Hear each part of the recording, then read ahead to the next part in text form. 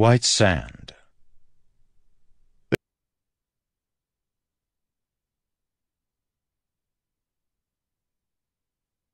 Illuminating writhing black. The simple rule.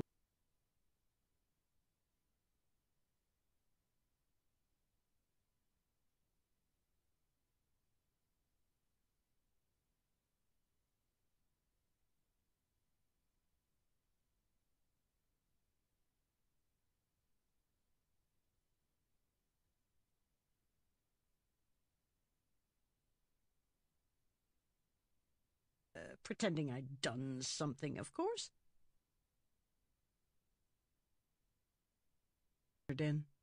They wore black coats. The planet is home to two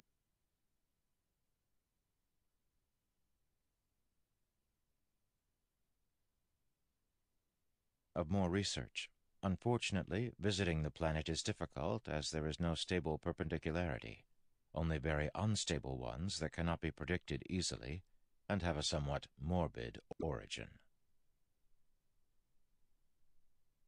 Shadows for silence in the forests of hell. The one you have to watch for is the white fox, Dagon said, sipping his beer. They say he shook hands with the evil itself, that he visited the fallen world and came back with strange powers. He can kindle fire on even the deepest of nights, and no shade will dare come for his soul. Yes, the white fox. Meanest bastard in these parts for sure. Pray he doesn't set his eyes on you, friend. If he does, you're dead. Dagon's drinking companion had a neck like a slender wine bottle, and a head like a potato stuck sideways on the top. He squeaked as he spoke, a Lastport accent, voice echoing in the eaves of the Waystop's common room. Why would he set his eyes on me? That depends, friend, Dagon said, looking about as a few overdressed merchants sauntered in. They wore black coats, ruffled lace poking out the front, and the tall-topped, wide-brimmed hats of fort folk. They wouldn't last 2 weeks out here in the forests. It depends, Dagon's drinking companion prompted. It depends on what? On a lot of things, friend. The white fox is a bounty hunter, you know. What crimes have you committed? What have you done? Nothing. That squeak was like a rusty wheel. Nothing? Men don't come out into the forests to do nothing, friend. His companion glanced from side to side. He'd given his name as Ernest, but then Dagon had given his name as Amity.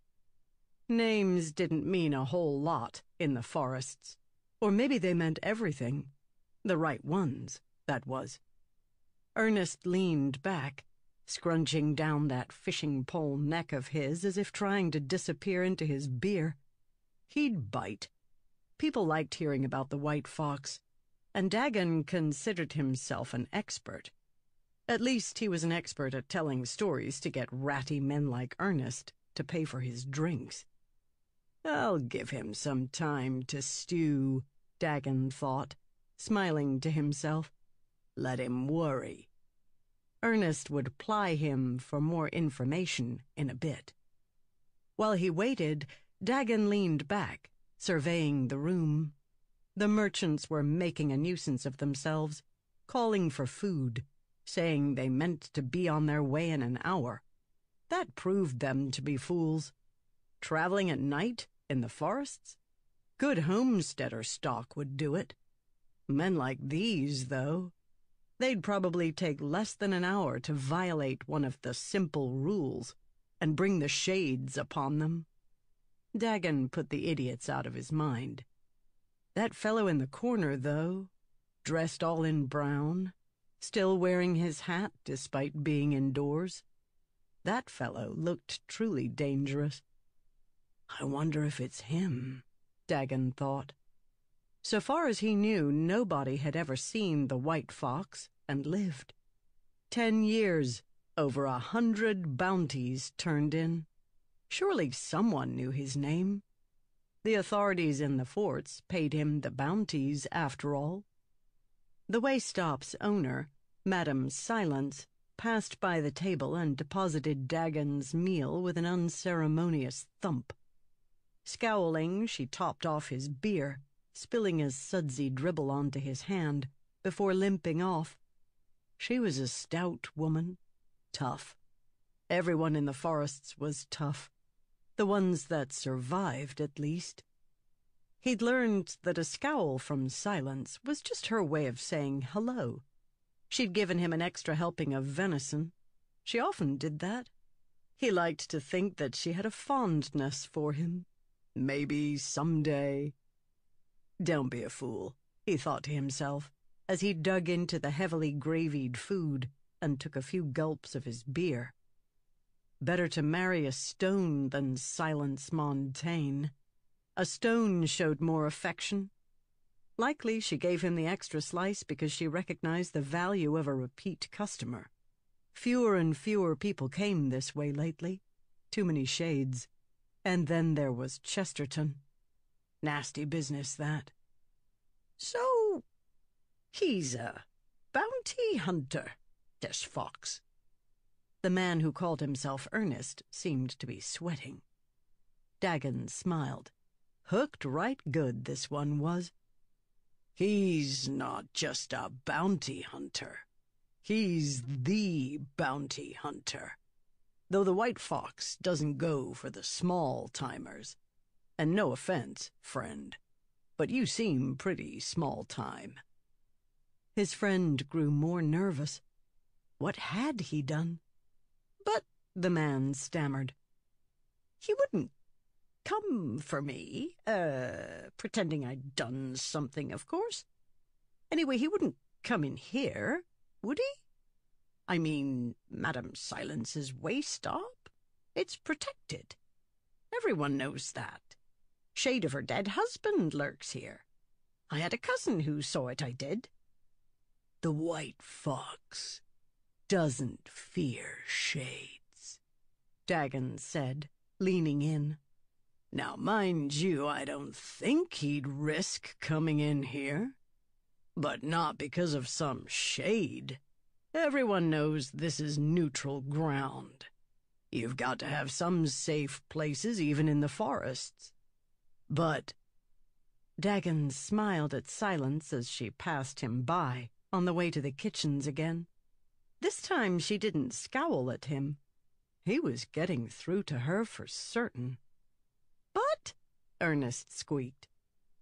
Well, Dagon said, I could tell you a few things about how the white fox takes men, but you see, my beer is nearly empty. A shame. I think you'd be very interested in how the white fox caught Makepeace Hapshire. Great story, that. Ernest squeaked for Silence to bring another beer, though she bustled into the kitchen and didn't hear. Dagon frowned, but Ernest put a coin on the side of the table, indicating he'd like a refill when Silence or her daughter returned. That would do. Dagon smiled to himself and launched into the story. Silence Montaigne closed the door to the common room, then turned and pressed her back against it. She tried to still her racing heart by breathing in and out. Had she made any obvious signs? Did they know she'd recognized them? William Ann passed by, wiping her hands on a cloth. "Mother?" the young woman asked, pausing. "Mother, are you—" "Fetch the book. Quickly, child." William Ann's face went pale, then she hurried into the back pantry. Silence clutched her apron to still her nerves, then joined William Ann as the girl came out of the pantry with a thick leather satchel. White flour dusted its cover and spine from the hiding place. Silence took the satchel and opened it on the high kitchen counter, revealing a collection of loose-leaf papers. Most had faces drawn on them.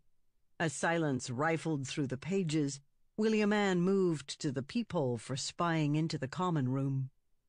For a few minutes, the only sound to accompany Silence's thumping heart was that of hastily turned pages. "It's the man with the long neck, isn't it?" William Ann asked. "I remember his face from one of the bounties." "That's just Lamentation Winebear, a petty horse thief. He's barely worth 2 measures of silver." "Who then? The man in the back? With the hat?" Silence shook her head, finding a sequence of pages at the bottom of her pile. She inspected the drawings. God beyond, she thought. I can't decide if I want it to be them or not. At least her hands had stopped shaking. William Ann scurried back and craned her neck over Silence's shoulder. At 14, the girl was already taller than her mother. A fine thing to suffer, a child taller than you. Though William Ann grumbled about being awkward and lanky, her slender build foreshadowed a beauty to come. She took after her father. "Oh, God beyond," William Ann said, raising a hand to her mouth. "You mean—" "Chesterton Divide," Silence said. The shape of the chin, the look in the eyes, they were the same. He walked right into our hands, with 4 of his men. The bounty on those 5 would be enough to pay her supply needs for a year, maybe 2. Her eyes flickered to the words below the pictures, printed in harsh, bold letters. Extremely dangerous. Wanted for murder, rape, extortion. And, of course, there was the big one at the end. And assassination. Silence had always wondered if Chesterton and his men had intended to kill the governor of the most powerful fort city on this continent, or if it had been an accident. A simple robbery gone wrong. Either way, Chesterton understood what he'd done. Before the incident, he had been a common, if accomplished, highway bandit. Now he was something greater, something far more dangerous. Chesterton knew that if he were captured, there would be no mercy, no quarter. Lastport had painted Chesterton as an anarchist, a menace, and a psychopath. Chesterton had no reason to hold back, so he didn't. Oh, God beyond, Silence thought, looking at the continuing list of his crimes on the next page. Beside her, William Ann whispered the words to herself. "He's out there?" she asked. "But where?" "The merchants," Silence said. "What?" William Ann rushed back to the peephole. The wood there, indeed all around the kitchen, had been scrubbed so hard that it had been bleached white. Sabruki had been cleaning again. "I can't see it," William Ann said. "Look closer." Silence hadn't seen it at first either, even though she spent each night with the book, memorizing its faces. A few moments later, William Ann gasped, raising her hand to her mouth. "That seems so foolish of him. Why is he going about perfectly visible like this, even in disguise?" "Everyone will remember just another band of fool merchants from the fort, who thought they could brave the forests. It's a clever ruse. When they vanish from the paths in a few days, it will be assumed, if anyone cares to wonder, that the shades got them. Besides, this way Chesterton can travel quickly and in the open, visiting way stops and listening for information. Was this how Chesterton discovered good targets to hit? Had they come through her way stop before? The thought made her stomach turn. She had fed criminals many times. Some were regulars. Every man was probably a criminal out in the forests, if only for ignoring taxes imposed by the fort folk. Chesterton and his men were different. She didn't need the list of crimes to know what they were capable of doing. "Where's Sabruki?" Silence said. William Ann shook herself as if coming out of a stupor. "She's feeding the pigs." "Shadows! You don't think they'd recognize her, do you?" "No. Silence said. I'm worried she'll recognize them. Sabruki might only be 8, but she could be shockingly, disturbingly observant. Silence closed the book of bounties. She rested her fingers on the satchel's leather. We're going to kill them, aren't we? William Ann asked. Yes. How much are they worth? Sometimes, child, it's not about what a man is worth. Silence heard the faint lie in her voice. Times were increasingly tight, with the price of silver from both Bastion Hill and Lastport on the rise. Sometimes it wasn't about what a man was worth, but this wasn't one of those times. I'll get the poison. William Ann left the peephole and crossed the room. Something light, child, Silence cautioned. These are dangerous men. They'll notice if things are out of the ordinary. I'm not a fool, Mother, William Ann said dryly. I'll use fenweed. They won't taste it in the beer. Half dose. I don't want them collapsing at the table. William Ann nodded, entering the old storage room, where she closed the door and began prying up floorboards to get to the poisons. Fenweed would leave the men cloudy-headed and dizzy, but wouldn't kill them. Silence didn't dare risk something more deadly. If suspicion ever came back to her waystop, her career, and likely her life, would end. She needed to remain in the minds of travelers, the crotchety but fair innkeeper who didn't ask too many questions. Her waystop was a place of perceived safety, even for the roughest of criminals. She bedded down each night with a heart full of fear that someone would realize a suspicious number of the White Fox's bounties stayed at Silence's waystop in the days preceding their demise. She went into the pantry to put away the bounty book. Here, too, the walls had been scrubbed clean, the shelves freshly sanded and dusted. That child! Who had heard of a child who would rather clean than play? Of course, given what Sabruki had been through. Silence could not help reaching onto the top shelf and feeling the crossbow she kept there. Silver bolt heads. She kept it for shades, and hadn't yet turned it against a man. Drawing blood was too dangerous in the forests. It still comforted her to know that in case of a true emergency, she had the weapon at hand. Bounty book stowed, she went to check on Sabruki. The child was indeed caring for the pigs. Silence liked to keep a healthy stock, though of course not for eating. Pigs were said to ward away shades. She used any tool she could to make the waystop seem more safe. Sabruki knelt inside the pig shack. The short girl had dark skin and long black hair. Nobody would have taken her for Silence's daughter, even if they hadn't heard of Sabruki's unfortunate history. The child hummed to herself, scrubbing at the wall of the enclosure. "Child?" Silence asked. Sabruki turned to her and smiled. What a difference 1 year could make. Once, Silence would have sworn that this child would never smile again. Sabruki had spent her first 3 months at the waystop, staring at walls. No matter where Silence had put her, the child had moved to the nearest wall, sat down, and stared at it all day, never speaking a word, eyes dead as those of a shade. "Aunt Silence?" Sabruki asked. "Are you well?" "I'm fine, child. Just plagued by memories. You're cleaning the pig shack now?" "The walls needed a good scrubbing," Sabruki said. "The pigs do so like it to be clean. Well, Jarom and Ezekiel prefer it that way. The others don't seem to care." "You don't need to clean so hard, child." "I like doing it," Sabruki said. "It feels good. It's something I can do to help."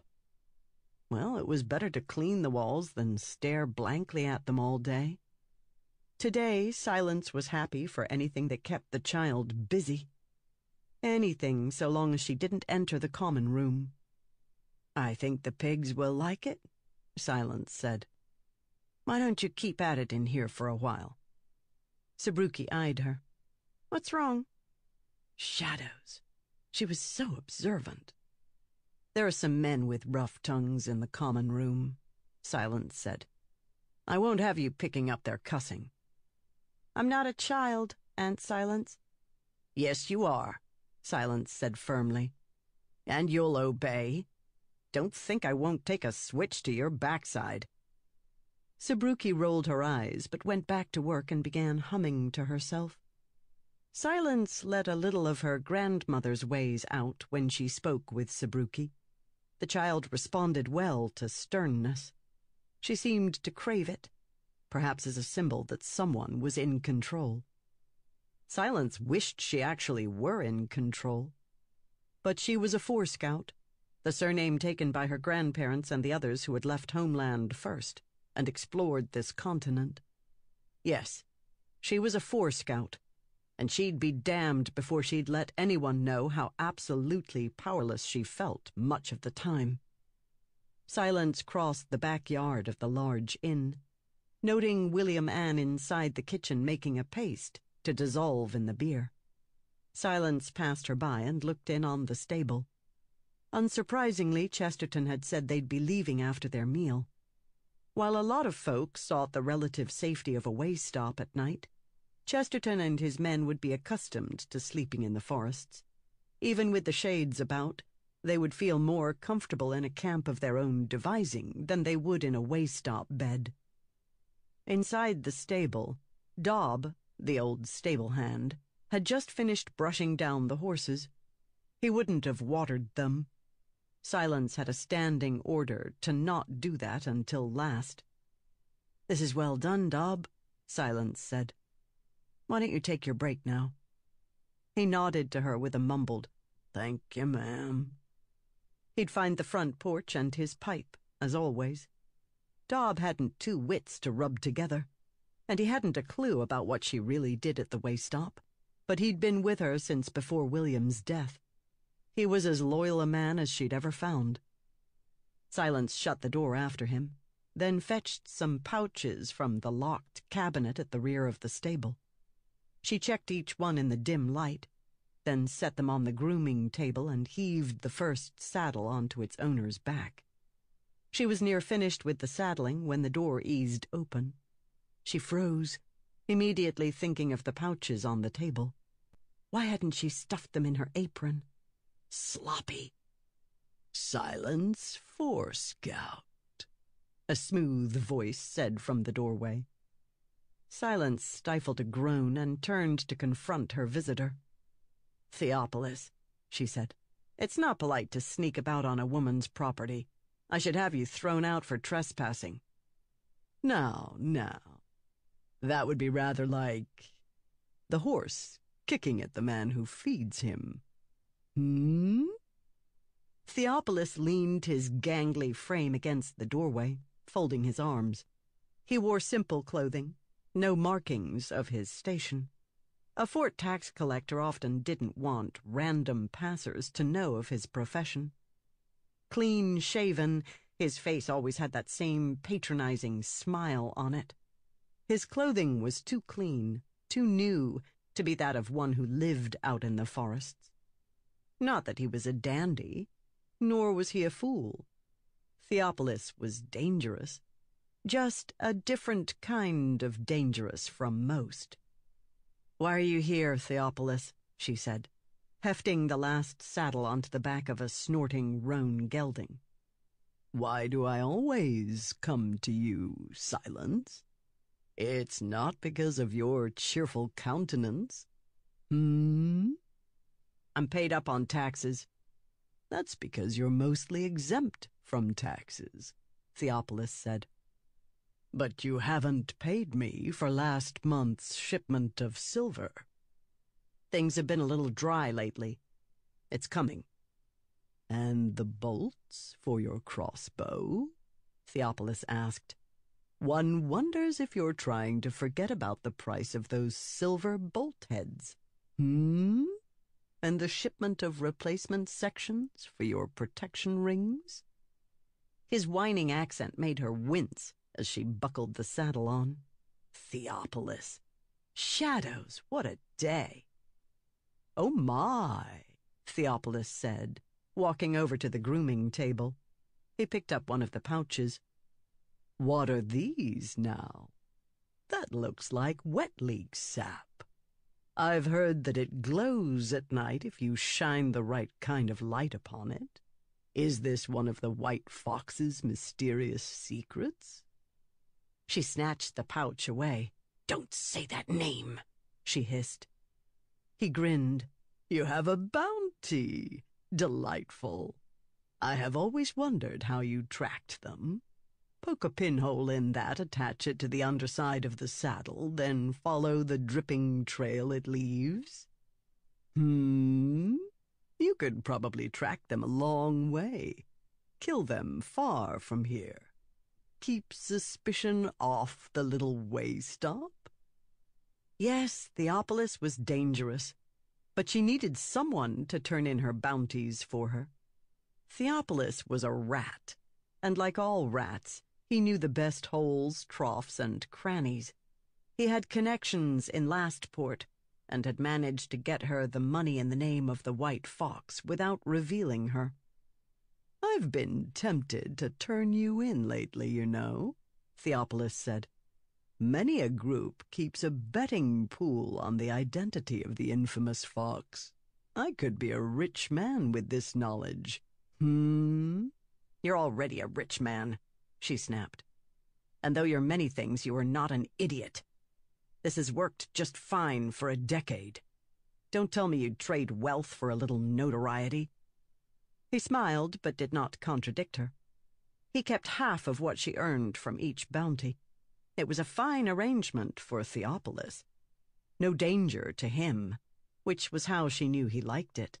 He was a civil servant, not a bounty hunter. The only time she'd seen him kill the man he'd murdered couldn't fight back. "You know me too well, Silence," Theopolis said with a laugh. "Too well indeed. My, a bounty. I wonder who it is. I'll have to go look in the common room." "You'll do nothing of the sort. Shadows. You think the face of a tax collector won't spook them? Don't you go walking in and spoiling things." "Peace, Silence," he said, still grinning. "I obey your rules. I am careful not to show myself around here often, and I don't bring suspicion to you. I couldn't stay today anyway. I merely came to give you an offer. Only now you probably won't need it. Ah, such a pity. After all the trouble I went to in your name." She felt cold. "What help could you possibly give me?" He took a sheet of paper from his satchel, then carefully unfolded it with 2 long fingers. He moved to hold it up, but she snatched it from him. "What is this?" "A way to relieve you of your debt, Silence. A way to prevent you from ever having to worry again." The paper was a writ of seizure, an authorization for Silence's creditors, Theopolis, to claim her property as payment. The forts claimed jurisdiction over the roadways and the land to either side of them. They did send soldiers out to patrol them, occasionally. "I take it back, Theopolis," she spat. "You most certainly are a fool. You'd give up everything we have for a greedy land snatch?" "Of course not, Silence. This wouldn't be giving up anything at all. Why, I do so feel bad seeing you constantly in my debt. Wouldn't it be more efficient if I took over the finances of the way stop? You would remain working here and hunting bounties as you always have. Only you would no longer have to worry about your debts." She crumpled the paper in her hand. "You'd turn me and mine into slaves, Theopolis." "Oh, don't be so dramatic. Those in Lastport have begun to worry that such an important waypoint as this is owned by an unknown element. You are drawing attention, Silence. I should think that is the last thing you want." Silence crumpled the paper further in her hand, fist tight. Horses shuffled in their stalls. Theophilus grinned. "Well," he said, "perhaps it won't be needed. Perhaps this bounty of yours is a big one. Any clues to give me so I don't sit wondering all day?" "Get out," she whispered. "Dear Silence," he said. "For Scout blood, stubborn to the last breath. They say your grandparents were the first of the first people to come scout this continent, the first to homestead the forests, the first to stake a claim on hell itself. Don't call the forests that. This is my home. But it is how men saw this land before the evil. Doesn't that make you curious? Hell, land of the damned, where the shadows of the dead made their home. I keep wondering, is there really a shade of your departed husband guarding this place? Or is it just another story you tell people to make them feel safe? You spend a fortune in silver. That offers the real protection. And I never have been able to find a record of your marriage. Of course, if there wasn't one, that would make dear William Ann a go." He grinned, but tipped his hat to her and stepped out. She heard him climb into the saddle, then ride off. Night would soon fall. It was probably too much to hope that the shades would take Theophilus. She'd long suspected that he had a hiding hole somewhere near, probably a cavern he kept lined with silver. She breathed in and out, trying to calm herself. Theophilus was frustrating, but he didn't know everything. She forced her attention back to the horses and got out a bucket of water. She dumped the contents of the pouches into it, then gave a hearty dose to the horses, who each drank thirstily. Pouches that dripped sap in the way Theophilus indicated would be too easy to spot. What would happen when her bounties removed their saddles at night and found the pouches? They'd know someone was coming for them. No, she needed something less obvious. "How am I going to manage this?" she whispered as a horse drank from her bucket. "Shadows. They're reaching for me on all sides. Kill Theophilus." That was probably what grandmother would have done. She considered it. "No," she thought. "I won't become that. I won't become her." Theophilus was a thug and a scoundrel, but he had not broken any laws, nor had he done anyone direct harm that she knew. There had to be rules, even out here. There had to be lines. Perhaps in that respect she wasn't so different from the fort folk. She'd find another way. Theophilus only had a writ of debt. He had been required to show it to her. That meant she had a day or two to come up with his money. All neat and orderly. In the fort cities, they claimed to have civilization. Those rules gave her a chance. She left the stable. A glance through the window into the common room showed her William Ann delivering drinks to the merchants of Chesterton's gang. Silence stopped to watch. Behind her, the forests shivered in the wind. Silence listened, then turned to face them. You could tell fort folk by the way they refused to face the forests. They averted their eyes, never looking into the depths. Those solemn trees covered almost every inch of this continent, those leaves shading the ground, still, silent. Animals lived out there, but fort surveyors declared that there were no predators. The shades had gotten those long ago, drawn by the shedding of blood. Staring into the forests seemed to make them retreat. The darkness of their depths withdrew. The stillness gave way to the sound of rodents picking through fallen leaves. A forescout knew to look the forests straight on. A forescout knew that the surveyors were wrong. There was a predator out there.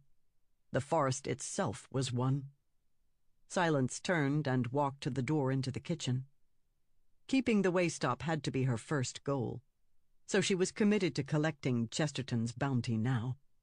If she couldn't pay Theopolis, she had little faith that everything would stay the same.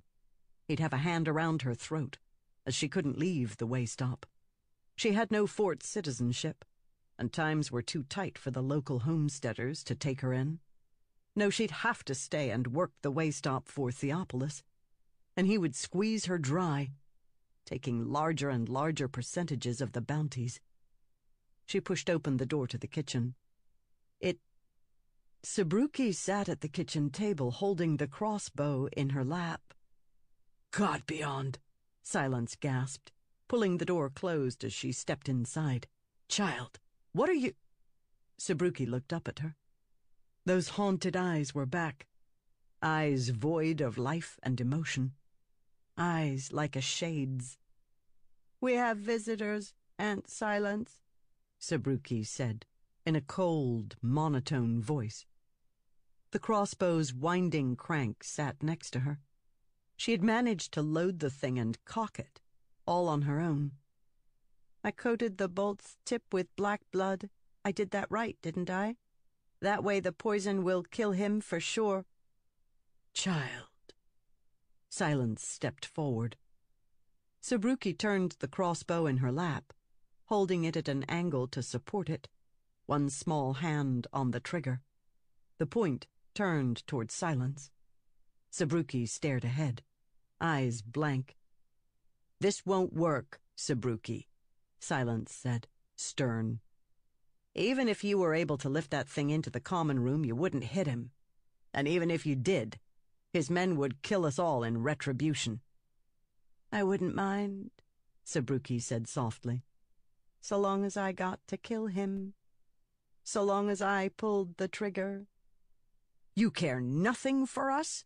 Silence snapped. "I take you in, give you a home, and this is your payment? You steal a weapon? You threaten me?" Sabruki blinked. "What is wrong with you?" Silence said. "You'd shed blood in this place of sanctuary? Bring the shades down upon us, beating at our protections? If they got through, they'd kill everyone under my roof. People I've promised safety. How dare you?" Sabruki shook, as if coming awake. Her mask broke, and she dropped the crossbow. Silence heard a snap, and the catch released. She felt the bolt pass within an inch of her cheek, then break the window behind. Shadows. Had the bolt grazed Silence? Had Sabruki drawn blood? Silence reached up with a shaking hand, but blessedly felt no blood. The bolt hadn't hit her. A moment later, Sabruki was in her arms, sobbing. Silence knelt down, holding the child close. "Hush, dear one. It's all right. It's all right." "I heard it all," Sabruki whispered. "Mother never cried out.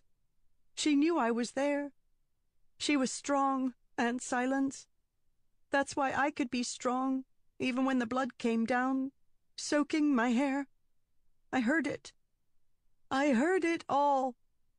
Silence closed her eyes, holding Sabruki tight. She herself had been the only one willing to investigate the smoking homestead. Sabruki's father had stayed at the way stop on occasion. A good man. As good a man as was left after the evil took homeland, that was. In the smoldering remains of the homestead, Silence had found the corpses of 12 people. Each family member had been slaughtered by Chesterton and his men, right down to the children. The only one left had been Sabruki, the youngest, who had been shoved into the crawl space under the floorboards in the bedroom. She'd lain there, soaked in her mother's blood, soundless even as Silence found her. She'd only discovered the girl because Chesterton had been careful, lining the room with silver dust to protect against shades as he prepared to kill. Silence had tried to recover some of the dust that had trickled between the floorboards, and had run across eyes, staring up at her through the slits. Chesterton had burned 13 different homesteads over the last year, over 50 people murdered. Sabruki was the only one who had escaped him. The girl trembled as she heaved with sobs. Why? There is no reason. I'm sorry. What else could she do? Offer some foolish platitude or comfort about the god beyond? These were the forests. You didn't survive on platitudes. Silence did hold the girl until her crying began to subside. William Ann entered, then stilled beside the kitchen table, holding a tray of empty mugs. Her eyes flickered toward the fallen crossbow, then at the broken window. "You'll kill him?" Sabruki whispered. "You'll bring him to justice?"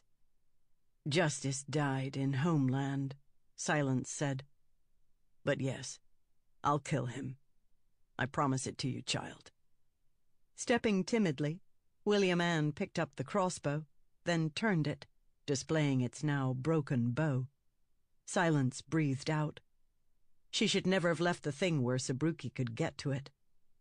"Care for the patrons, William Ann," Silence said.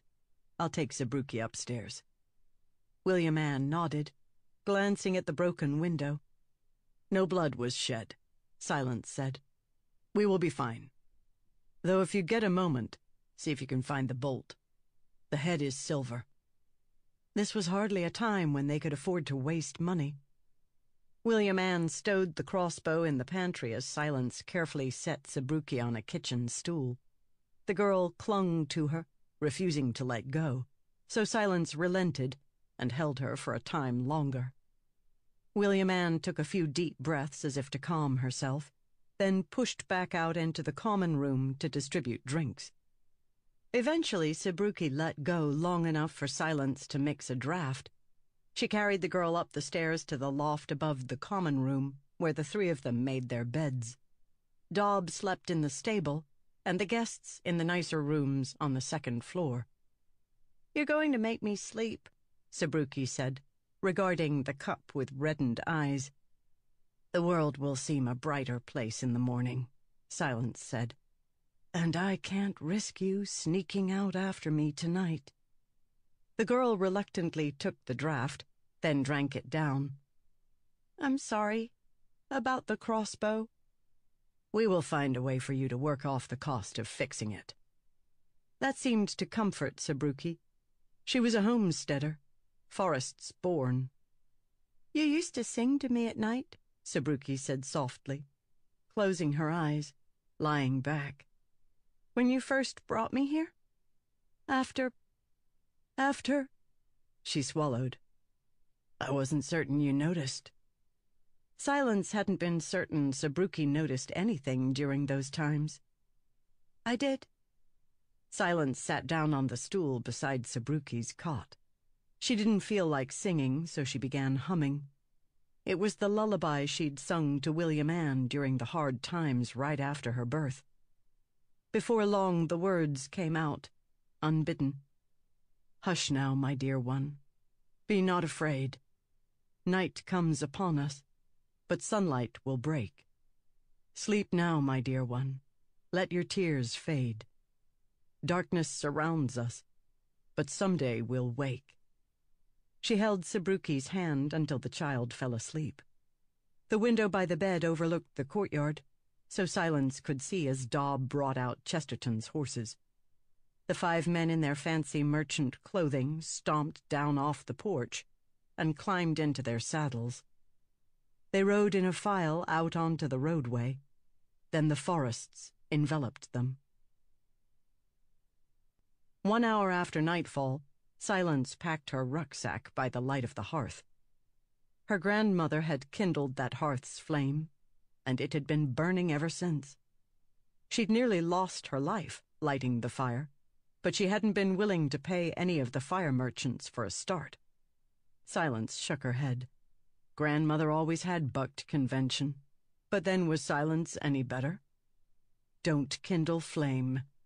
Don't shed the blood of another. Don't run at night. These things draw shades. The simple rules by which every homesteader lived. She'd broken all 3 on more than one occasion. It was a wonder she hadn't been withered away into a shade by now. The fire's warmth seemed a distant thing as she prepared to kill. Silence glanced at the old shrine, really just a closet, that she kept locked. The flames reminded her of her grandmother. At times she thought of the fire as her grandmother, defiant of both the shades and the forts. Right until the end, she'd purged the waystop of other reminders of grandmother, all save the shrine to the god beyond. That was set behind a locked door beside the pantry, and next to the door had once hung her grandmother's silver dagger, symbol of the old religion. That dagger was etched with the symbols of divinity as a warding. Silence now carried it in a sheath at her side, not for its wardings, but because it was silver. One could never have too much silver in the forests. She packed the sack carefully, first putting in her medicine kit and then a good-sized pouch of silver dust to heal withering. She followed that with 10 empty sacks of thick burlap, tarred on the inside to prevent their contents from leaking. Finally, she added an oil lamp. She wouldn't want to use it as she didn't trust fire. Fire could draw shades. However, she'd found it useful to have on prior outings, so she brought it. She'd only light it if she came across someone who already had a fire started. Once done, she hesitated, then went to the old storage room. She removed the floorboards and took out the small, dry-packed keg that lay beside the poisons. Gunpowder. "Mother?" William Ann asked, causing her to jump. She hadn't heard the girl enter the kitchen. Silence nearly dropped the keg in her startlement, and that nearly stopped her heart. She cursed herself for a fool, tucking the keg under her arm.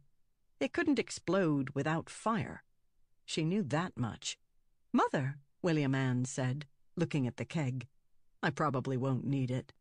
But I know. Hush." She walked over and placed the keg into her sack. Attached to the side of the keg, with cloth stuffed between the metal arms, was her grandmother's fire starter. Igniting gunpowder counted as kindling flames, at least in the eyes of the shades. It drew them almost as quickly as blood did, day or night. The early refugees from homeland had discovered that in short order. In some ways, blood was easier to avoid.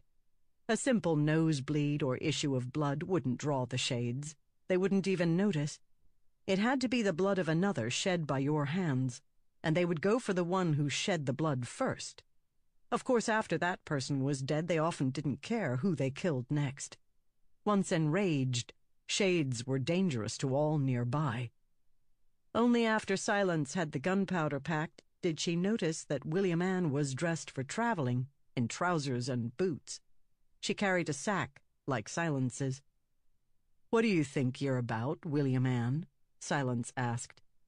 "You intend to kill 5 men who had only half a dose of fenweed by yourself, Mother?" "I've done similar before. I've learned to work on my own."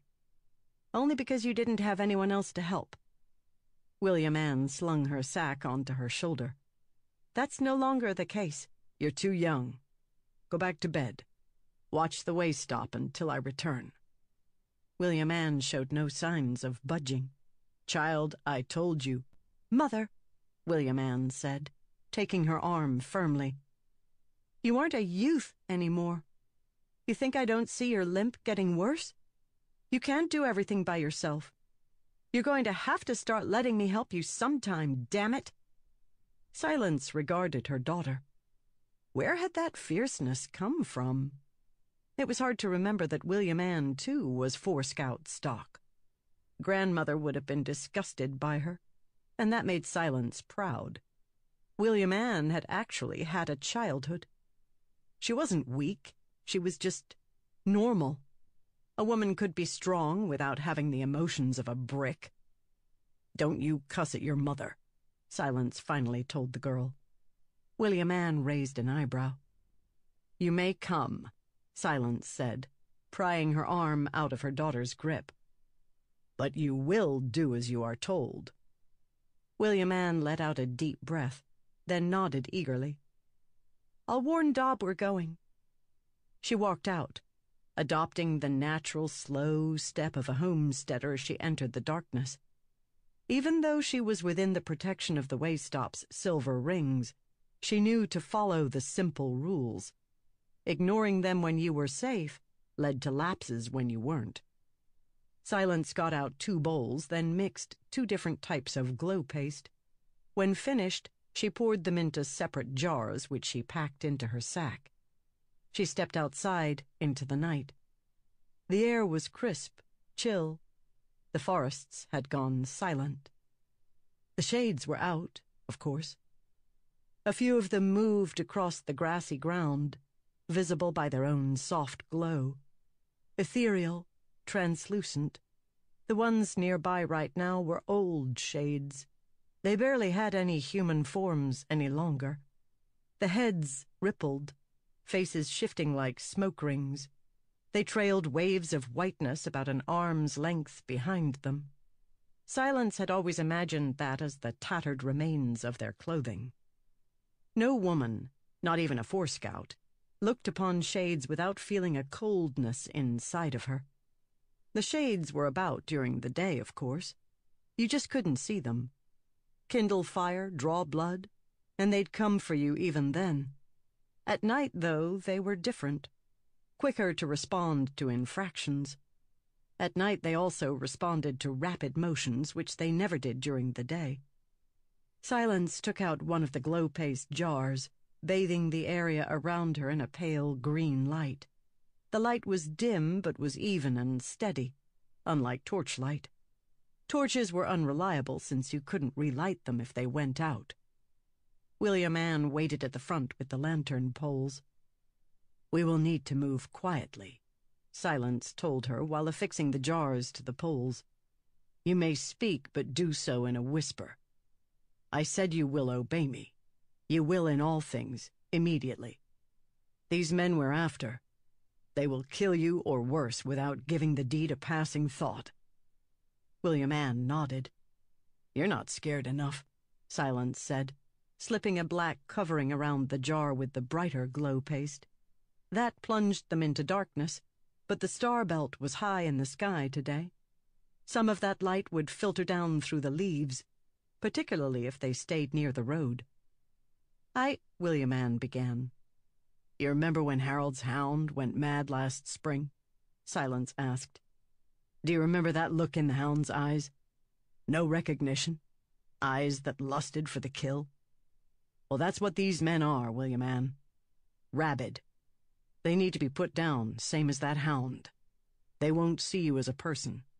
They'll see you as meat. Do you understand?" William Ann nodded. Silence could see that she was still more excited than afraid, but there was no helping that. Silence handed William Ann the pole with the darker glow paste.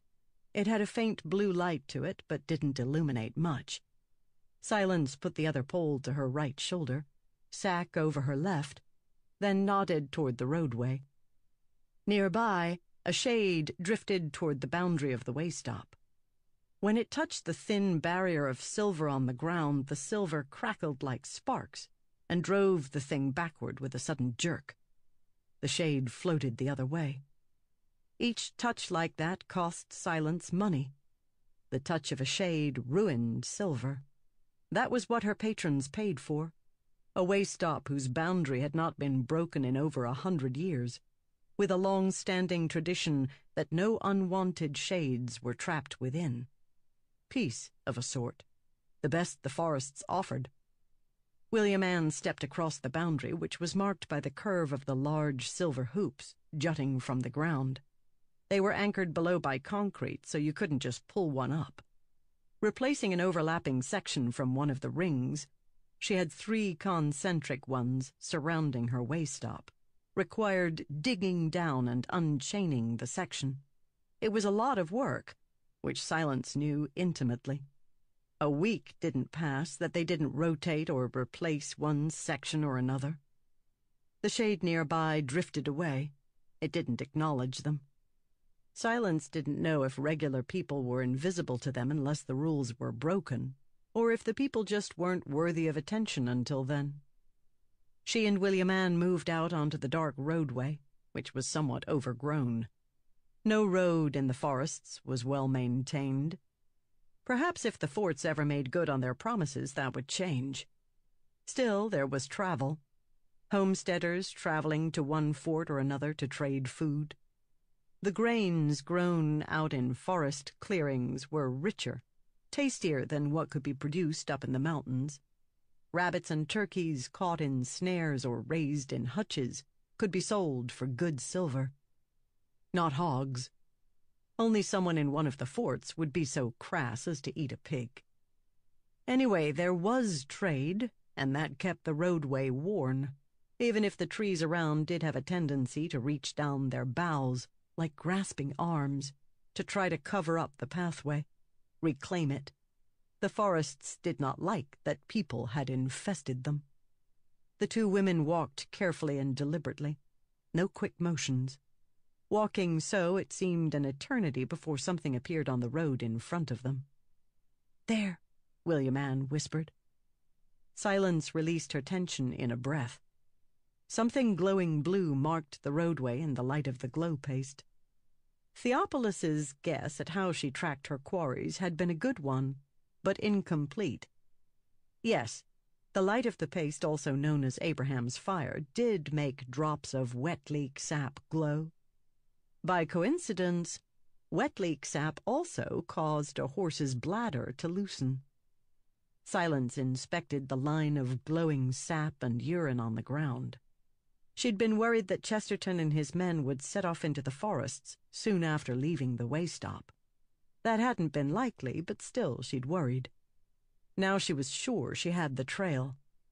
If Chesterton cut into the forests, he'd do it a few hours after leaving the way stop, to be more certain their cover was safe.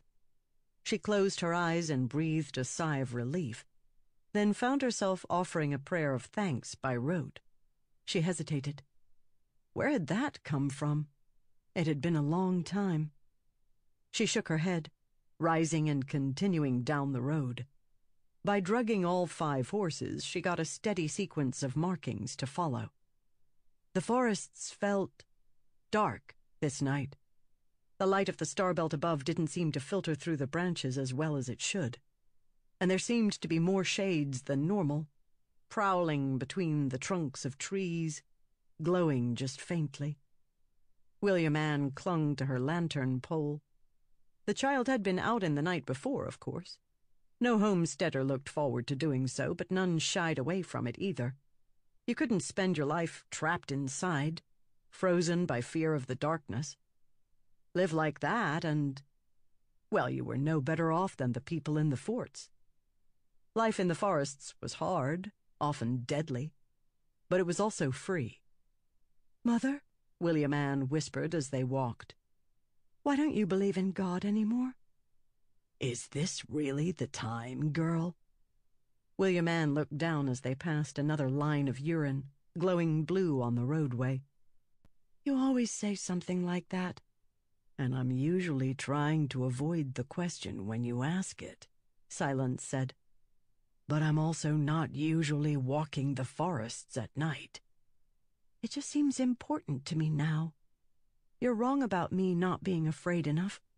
I can hardly breathe, but I do know how much trouble the way stop is in. You're always so angry after Master Theophilus visits. You don't change our border silver as often as you used to. 1 out of 2 days you don't eat anything but bread. And you think this has to do with God. Why?" William Ann kept looking down. "Oh, shadows," Silence thought. "She thinks we're being punished. Fool girl. Foolish as her father." They passed the old bridge, walking its rickety wooden planks.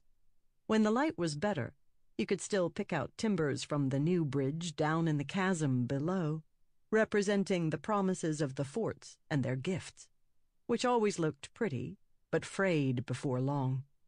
Sabruki's father had been one of those who had come put the old bridge back up. "I believe in the God beyond," Silence said, after they reached the other side. "But I don't worship," Silence said, "but that doesn't mean I don't believe. The old books, they called this land the home of the damned. I doubt that worshipping does any good if you're already damned. That's all." William Ann didn't reply. They walked another good 2 hours. Silence considered taking a shortcut through the woods, but the risk of losing the trail and having to double back felt too dangerous. Besides, those markings, glowing a soft blue-white in the unseen light of the glow paste, those were something real. A lifeline of light in the shadows all around. Those lines represented safety for her and her children. With both of them counting the moments between urine markings, they didn't miss the turnoff by much.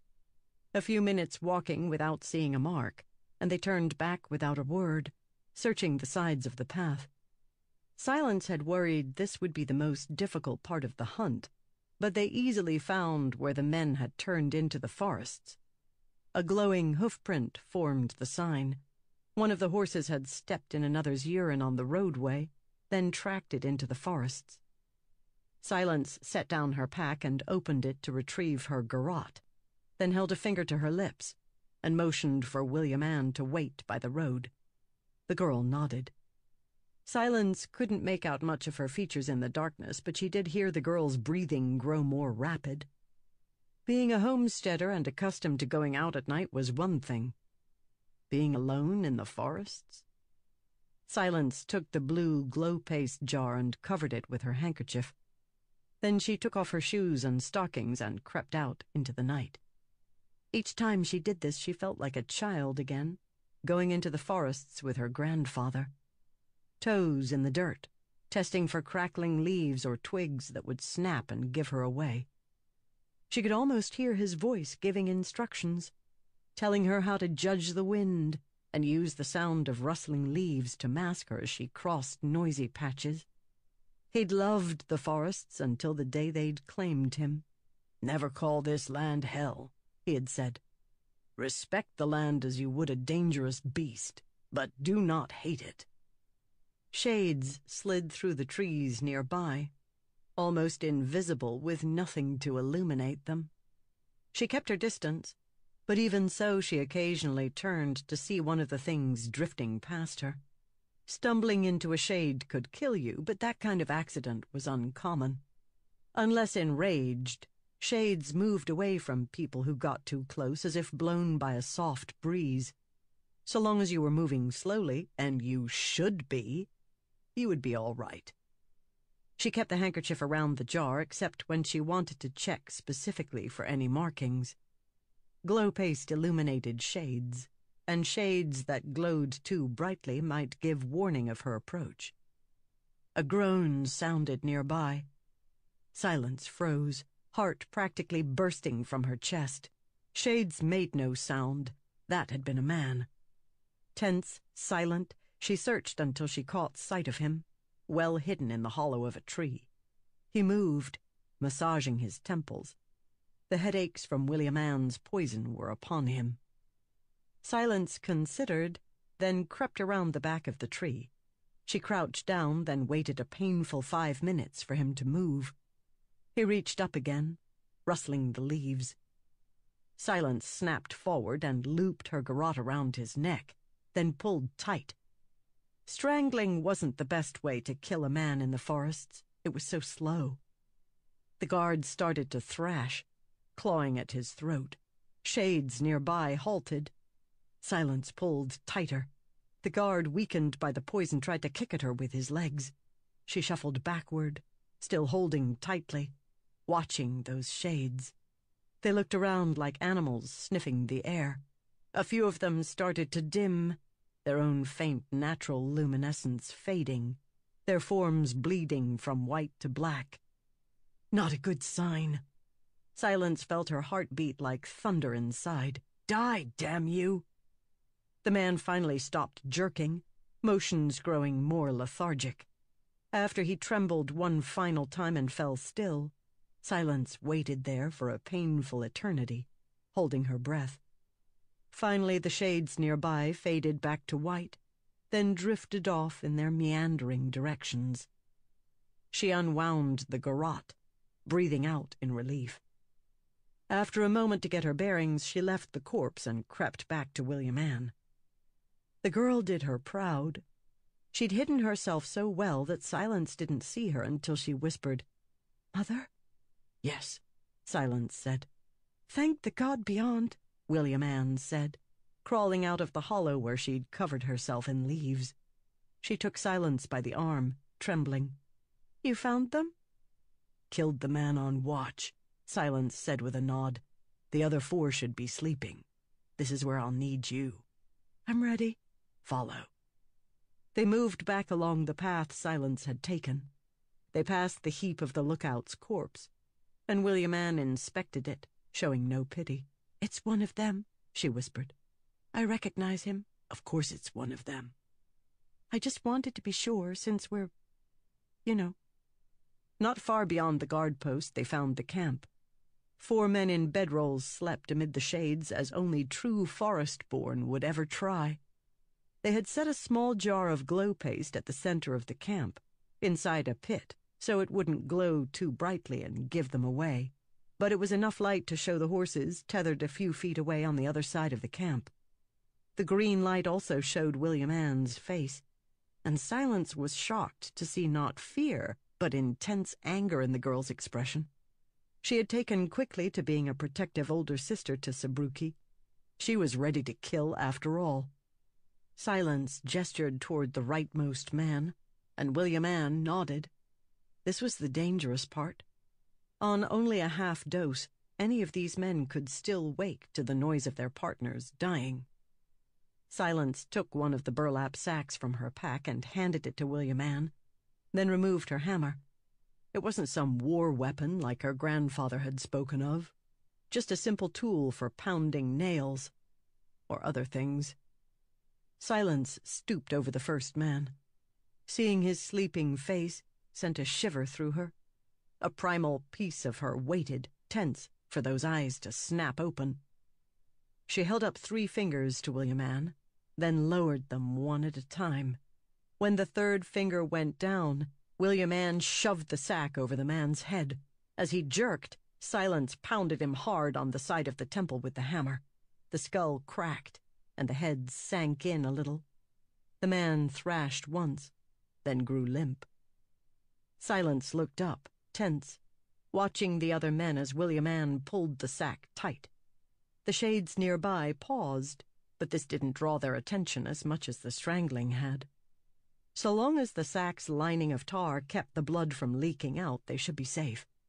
Silence hit the man's head twice more, then checked for a pulse. There was none. They carefully did the next man in the row. It was brutal work, like slaughtering animals. It helped to think of these men as rabid, as she'd told William Ann earlier. It did not help to think of what the men had done to Sabruki. That would make her angry, and she couldn't afford to be angry. She needed to be cold, quiet, and efficient. The second man took a few more knocks to the head to kill, but he woke more slowly than his friend. Fenweed made men groggy. It was an excellent drug for her purposes. She just needed them sleepy, a little disoriented, and the next man sat up in his bedroll. "What?" he asked in a slurred voice. Silence leapt for him, grabbing him by the shoulders and slamming him to the ground. Nearby shades spun about as if at a loud noise. Silence pulled her garrote out as the man heaved at her, trying to push her aside, and William Ann gasped in shock. Silence rolled around, wrapping the man's neck. She pulled tight, straining while the man thrashed, agitating the shades. She almost had him dead when the last man leapt from his bedroll. In his dazed alarm, he chose to dash away. Shadows! That last one was Chesterton himself. If he drew the shades... Silence left the third man gasping and threw caution aside, racing after Chesterton. If the shades withered him to dust, she'd have nothing. No corpse to turn in meant no bounty. The shades around the campsite faded from view as Silence reached Chesterton, catching him at the perimeter of the camp by the horses. She desperately tackled him by the legs, throwing the groggy man to the ground. "You bitch," he said in a slurred voice, kicking at her. "You're the innkeeper. You poisoned me, you bitch!" In the forest, the shades had gone completely black. Green eyes burst alight as they opened their earth sight. The eyes trailed a misty light. Silence battered aside Chesterton's hands as he struggled. "I'll pay you," he said, clawing at her. "I'll pay you." Silence slammed her hammer into his arm, causing him to scream. Then she brought it down on his face with a crunch. She ripped off her sweater as he groaned and thrashed, somehow wrapping it around his head and the hammer. "William Ann!" she screamed. "I need a bag. A bag, girl, give me—" William Ann knelt beside her, pulling a sack over Chesterton's head as the blood soaked through the sweater. Silence reached to the side with a frantic hand and grabbed a stone, then smashed it into the sack-covered head. The sweater muffled Chesterton's screams, but also muffled the rock. She had to beat again and again. He finally fell still. William Ann held the sack against his neck to keep the blood from flowing out, her breath coming in quick gasps. "Oh, God, beyond! Oh, God!" Silence dared look up. Dozens of green eyes hung in the forest, glowing like little fires in the blackness. William Ann squeezed her eyes shut and whispered a prayer, tears leaking down her cheeks. Silence reached slowly to her side and took out her silver dagger. She remembered another night, another sea of glowing green eyes. Her grandmother's last night. Run, girl.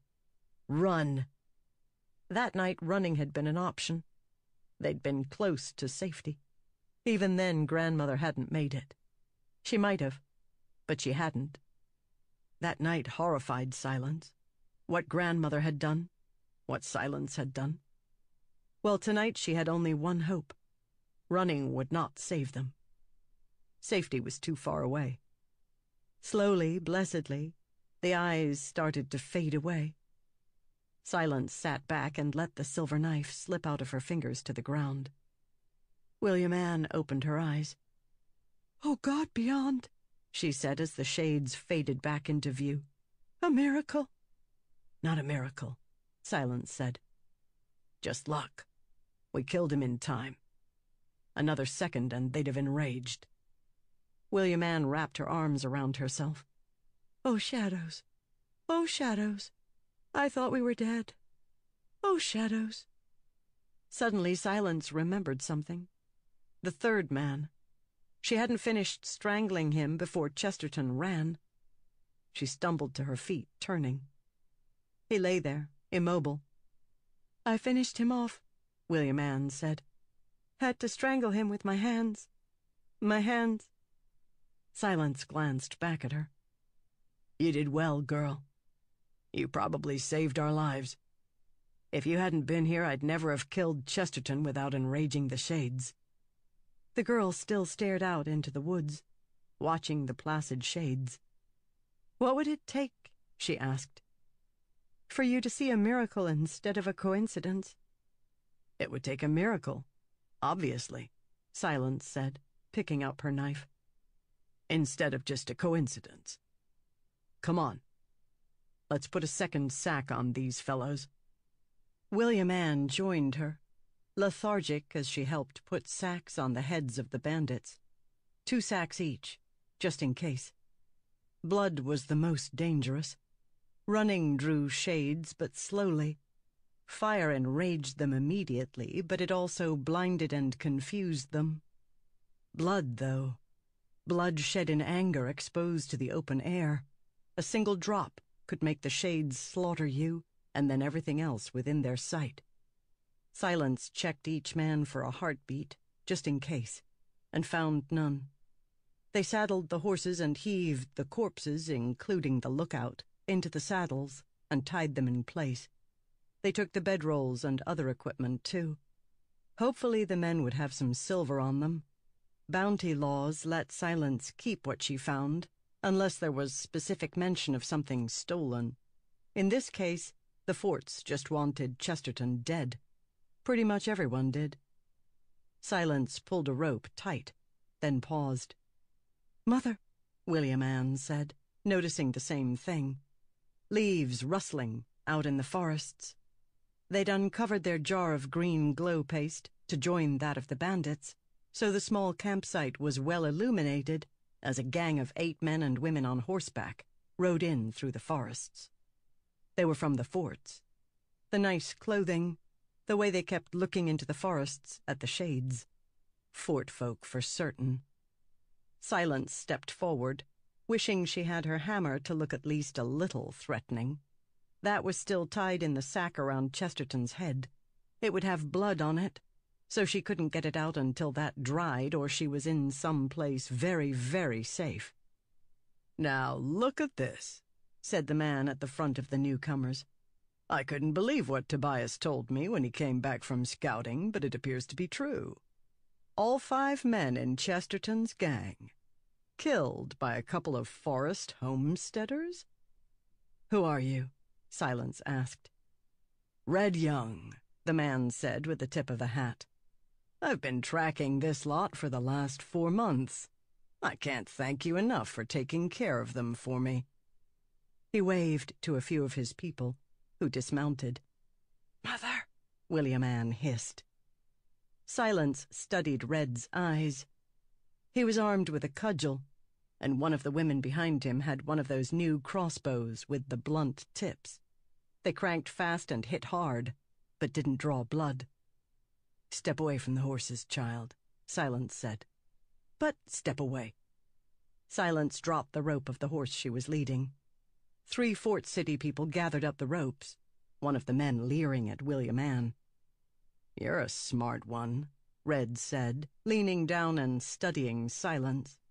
One of his women walked past, towing Chesterton's horse with the man's corpse slumped over the saddle.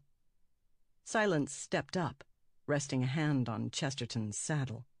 The woman towing it paused, then looked at her boss. Silence slipped her knife from its sheath. "You'll give us something," Silence said to Red, knife hand hidden, "after what we did. 1 quarter, and I don't say a word." "Sure," he said, tipping his hat to her. He had a fake kind of grin, like one in a painting. 1 quarter it is. Silence nodded. She slipped the knife against one of the thin ropes that held Chesterton in the saddle. That gave her a good cut on it as the woman pulled the horse away. Silence stepped back, resting her hand on William Ann's shoulder, while covertly moving the knife back into its sheath. Red tipped his hat to her again. In moments, the bounty hunters had retreated back through the trees toward the roadway. 1 quarter? William Ann hissed. "You think he'll pay it?" "Hardly," Silence said, picking up her pack. "We're lucky he didn't just kill us. Come on." She moved out into the forests. William Ann walked with her, both moving with the careful steps the forests demanded. "It might be time for you to return to the way stop, William Ann." "And what are you going to do?" "Get our bounty back." She was a 4-scout, damn it. No prim fort man was going to steal from her. "You mean to cut them off at the White Span, I assume. But what will you do? We can't fight so many, Mother." "I'll find a way." That corpse meant freedom, life, for her daughters. She would not let it slip away like smoke between the fingers. They entered the darkness, passing shades that had just a short time before been almost ready to wither them. Now the shades drifted away, completely indifferent toward their flesh. Think, Silence. Something is very wrong here. How had those men found the camp? The light? Had they overheard her and William Ann talking? They'd claimed to have been chasing Chesterton for months. Shouldn't she have caught wind of them before now? These men and women looked too crisp to have been out in the forests for months trailing killers.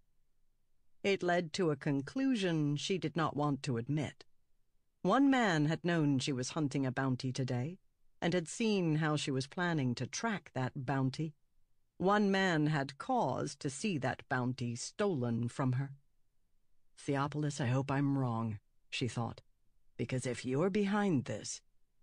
Silence and William Ann trudged through the guts of the forest, a place where the gluttonous canopy above drank in all of the light, leaving the ground below barren. Shades patrolled these wooden halls like blind sentries. Red and his bounty hunters were of the forts. They would keep to the roadways, and that was her advantage. The forests were no friend to a homesteader. No more than a familiar chasm was any less dangerous a drop. But Silence was a sailor on this abyss. She could ride its winds better than any fort dweller. Perhaps it was time to make a storm. What homesteaders called the White Span was a section of roadway lined by mushroom fields. It took about an hour through the forests to reach the span, and Silence was feeling the price of a night without sleep by the time she arrived. She ignored the fatigue, tromping through the field of mushrooms, holding her jar of green light and giving an ill cast to trees and furrows in the land. The roadway bent around through the forests, then came back this way. If the men were heading toward Lastport or any of the other nearby forts, they would come this direction. "You continue on," Silence said to William Ann. "It's only another hour's hike back to the way stop. Check on things there." "I'm not leaving you, Mother." "You promised to obey. Would you break your word?" "And you promised to let me help you. Would you break yours?" "I don't need you for this," Silence said. "And it will be dangerous." "What are you going to do?" Silence stopped beside the roadway, then knelt, fishing in her pack. She came out with the small keg of gunpowder. William Ann went as white as the mushrooms. "Mother!" Silence untied her grandmother's fire starter. She didn't know for certain if it still worked. She'd never dared compress the two metal arms, which looked like tongs. Squeezing them together would grind the ends against one another, making sparks, and a spring at the joint would make them come back apart. Silence looked at her daughter, then held the fire starter up beside her head. William Ann stepped back, then glanced to the sides, toward nearby shades. "Are things really that bad?" the girl whispered.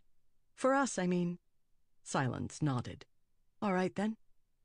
Fool girl. Well, Silence wouldn't send her away. The truth was she probably would need help. She intended to get that corpse. Bodies were heavy, and there wasn't any way she'd be able to cut off just the head. Not out in the forests, with shades about. She dug into her pack, pulling out her medical supplies. They were tied between two small boards, intended to be used as splints. It was not difficult to tie the two boards to either side of the fire starter. With her hand trowel, she dug a small hole in the roadway's soft earth, about the size of the powder keg. She then opened the plug to the keg and set it into the hole. She soaked her handkerchief in the lamp oil, stuck one end in the keg, then positioned the fire starter boards on the road with the end of the kerchief next to the spark-making heads. After covering the contraption with some leaves, she had a rudimentary trap. If someone stepped on the top board, that would press it down and grind out sparks to light the kerchief. Hopefully. She couldn't afford to light the fire herself. The shades would come first for the one who made the fire. "What happens if they don't step on it?" William Ann asked. "Then we move it to another place on the road and try again," Silence said. "That could shed blood, you realize?" Silence didn't reply. If the trap was triggered by a footfall, the shades wouldn't see Silence as the one causing it. They'd come first for the one who triggered the trap. But if blood was drawn, they would enrage. Soon after, it wouldn't matter who had caused it. All would be in danger. "We have hours of darkness left," Silence said. "Cover your glow paste." William Ann nodded, hastily putting the cover on her jar. Silence inspected her trap again, then took William Ann by the shoulder and pulled her to the side of the roadway. The underbrush was thicker there, as the road tended to wind through breaks in the canopy. People sought out places in the forests where they could see the sky. The bounty hunters came along eventually, silent, illuminated by a jar of glow paste each. Fort folk didn't talk at night. They passed the trap, which Silence had placed on the narrowest section of roadway. She held her breath, watching the horses pass, step after step, missing the lump that marked the board. William Ann covered her ears, hunkering down. A hoof hit the trap. Nothing happened. Silence released an annoyed breath. What would she do if the fire starter was broken? Could she find another way to... The explosion struck her, the wave of force shaking her body.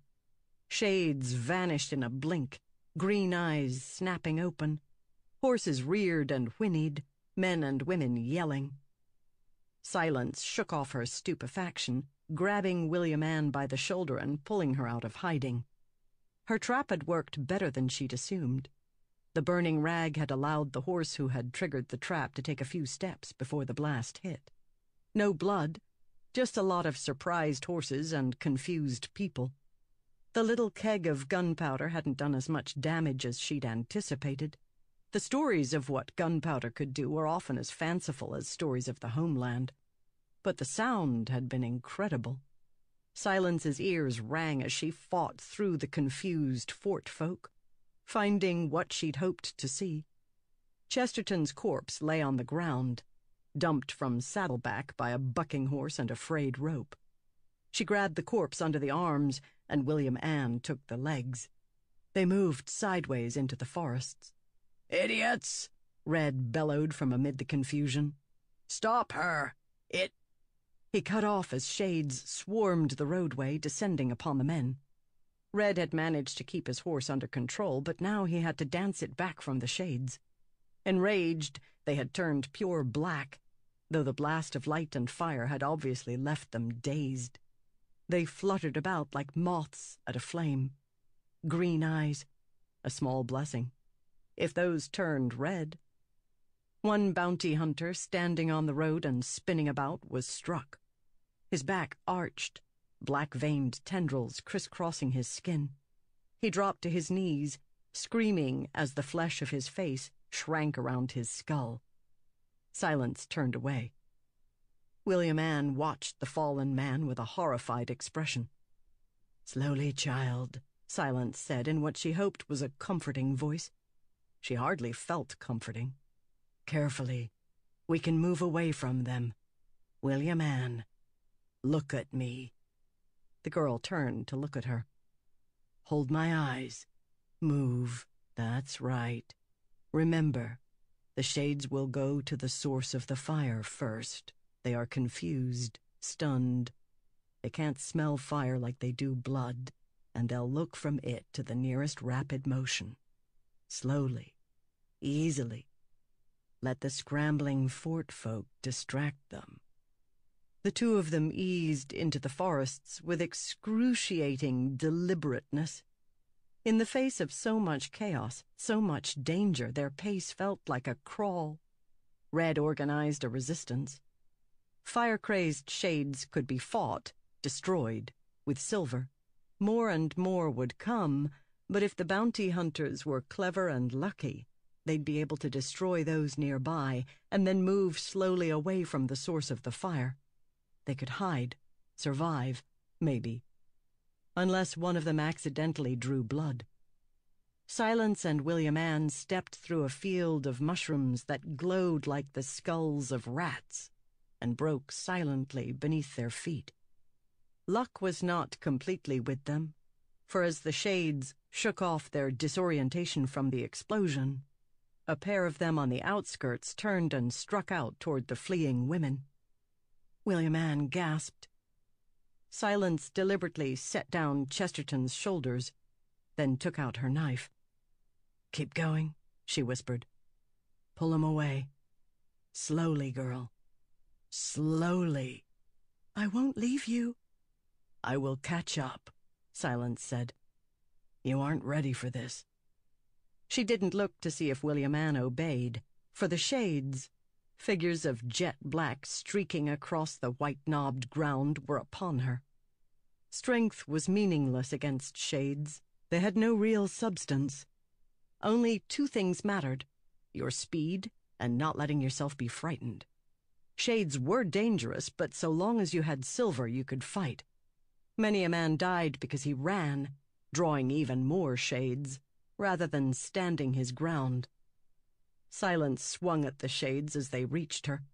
"You want my daughter hell-bound?" she thought with a snarl. "You should have tried for the fort folk instead." She swept her knife through the first shade as grandmother had taught. "Never creep back and cower before shades. You're Forescout blood. You claimed the forests. You are their creature as much as any other, as am I." Her knife passed through the shade with a slight tugging feeling, creating a shower of bright white sparks that sprayed out of the shade. The shade pulled back, its black tendrils writhing about one another. Silence spun on the other. The pitch sky let her see only the thing's eyes, a horrid green, as it reached for her. She lunged. Its spectral hands were upon her, the icy cold of its fingers gripping her arm below the elbow. She could feel it. Shade fingers had substance. They could grab you, hold you back. Only silver warded them away. Only with silver could you fight. She rammed her arm in farther. Sparks shot out its back, spraying like a bucket of wash water. Silence gasped at the horrid, icy pain. Her knife slipped from fingers she could no longer feel. She lurched forward, falling to her knees as the second shade fell backward, then began spinning about in a mad spiral. The first one flopped on the ground like a dying fish, trying to rise, its top half falling over. The cold of her arm was so bitter. She stared at the wounded arm, watching the flesh of her hand wither upon itself, pulling in toward the bone. She heard weeping. "You stand there, Silence." Grandmother's voice. Memories of the first time she'd killed a shade. "You do as I say. No tears. Forescouts don't cry. Forescouts don't cry." She had learned to hate her that day. 10 years old, with her little knife, shivering and weeping in the night as her grandmother had enclosed her and a drifting shade in a ring of silver dust. Grandmother had run around the perimeter, enraging it with motion, while Silence was trapped in there, with death. "The only way to learn is to do, Silence. And you'll learn, one way or another." "Mother," William Ann said. Silence blinked, coming out of the memory as her daughter dumped silver dust on the exposed arm. The withering stopped as William Ann, choking against her thick tears, dumped the entire pouch of emergency silver over the hand. The metal reversed the withering and the skin turned pink again, the blackness melting away in sparks of white. Too much, Silence thought. William Ann had used all of the silver dust in her haste, far more than one wound needed. It was difficult to summon any anger, for feeling flooded back into her hand and the icy cold retreated. "Mother," William Ann asked, "I left you as you said, but he was so heavy I didn't get far. I came back for you. I'm sorry. I came back for you." "Thank you," Silence said, breathing in. "You did well." She reached up and took her daughter by the shoulder, then used the once withered hand to search in the grass for grandmother's knife. When she brought it up, the blade was blackened in several places, but still good. Back on the road, the fort folk had made a circle and were holding off the shades with silver-tipped spears. The horses had all fled or been consumed. Silence fished on the ground, coming up with a small handful of silver dust. The rest had been expended in the healing. Too much. No use worrying about that now, she thought, stuffing the handful of dust in her pocket. "Come," she said, hauling herself to her feet. "I'm sorry I never taught you to fight them." "Yes, you did," William Ann said, wiping her tears. "You've told me all about it." Told, never shown. Shadows, grandmother. I know I disappoint you, but I won't do it to her. I can't. But I am a good mother. I will protect them. The two left the mushrooms, taking up their grisly prize again and tromping through the forests. They passed more darkened shades floating toward the fight. All of those sparks would draw them. The fort folk were dead. Too much attention, too much struggle. They'd have 1,000 shades upon them before the hour was out. Silence and William Ann moved slowly. Though the cold had mostly retreated from Silence's hand, there was a lingering something, a deep shiver. A limb touched by the shades wouldn't feel right for months. That was far better than what could have happened. Without William Ann's quick thinking, Silence could have become a cripple.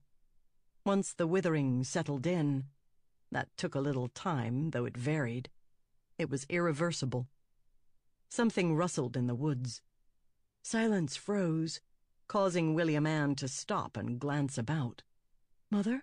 William Ann whispered. Silence frowned. The night was so black, and they'd been forced to leave their lights. "Something's out there," she thought, trying to pierce the darkness. "What are you?" God beyond protect them, if the fighting had drawn one of the deepest ones. The sound did not repeat. Reluctantly, Silence continued on. They walked for a good hour, and in the darkness Silence hadn't realized they'd neared the roadway again until they stepped onto it. Silence heaved out a breath, setting down their burden and rolling her tired arms in their joints. Some light from the star belt filtered down upon them, illuminating something like a large jawbone to their left. The old bridge. They were almost home. The shades here weren't even agitated. They moved with their lazy, almost butterfly gaits. Her arms felt so sore. That body felt as if it were getting heavier every moment. People often didn't realize how heavy a corpse was. Silence sat down. They'd rest for a time before continuing on.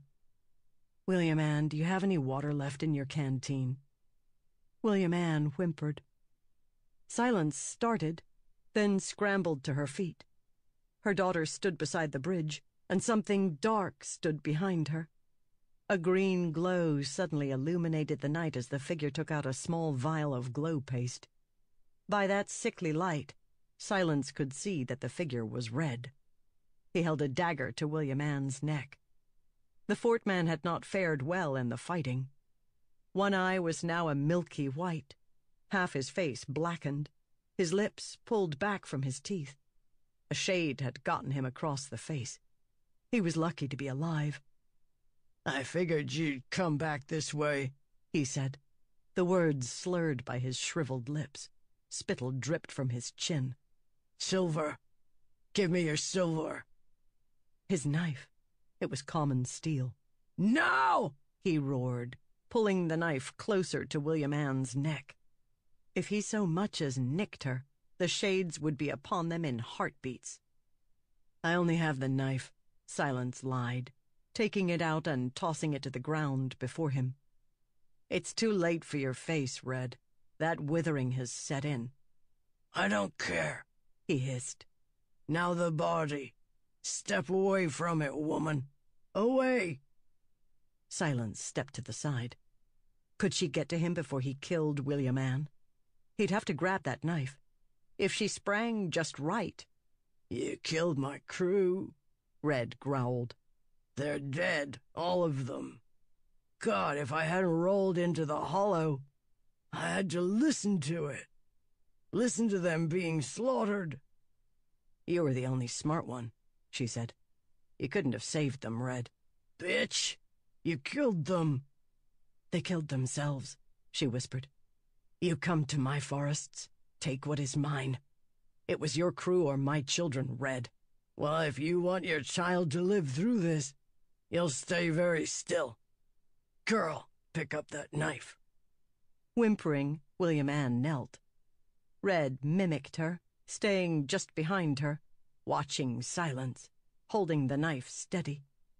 William Ann picked up the knife in trembling hands. Red pulled the silver knife from William Ann, then held it in one hand, the common knife at her neck in the other.